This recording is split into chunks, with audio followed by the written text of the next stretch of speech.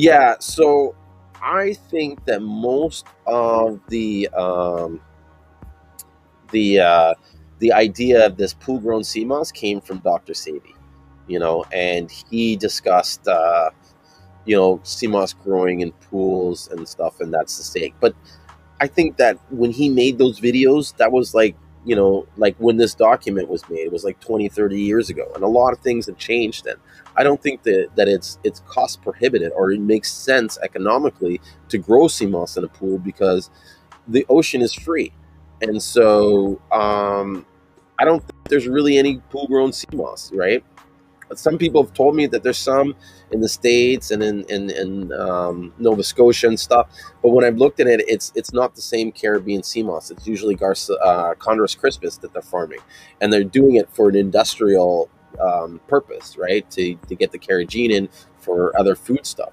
And this is what I think people need to understand about the industry is that there, sea moss is used in thousands of products. It's used everywhere and a lot of stuff. Anything you see with vegan that has a thickener and stuff like that, it's generally the sea moss that's been used to extract either the agar or the carrageenan, right?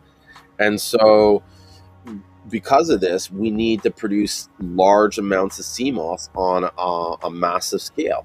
And these people that are producing the sea moss, they're not interested in these 92 minerals or whatever minerals and stuff. They're only really after one thing, and that's the carrageenan.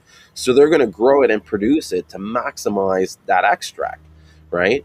That, I believe, is what causes the sea moss to not look as good as it would if we were growing it for the mineral purposes.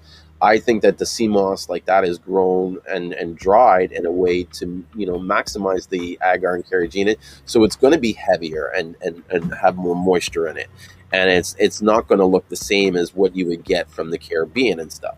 And they sell this stuff cheap, right? Because these industries are buying it at metric tons at a time.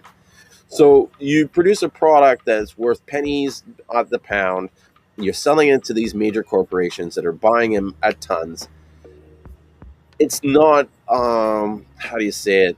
It's not a far stretch to think that it's possible for some of this sea moss that is really meant for these commercial industries to get diverted into the retail market. And that's where it's starting to show up.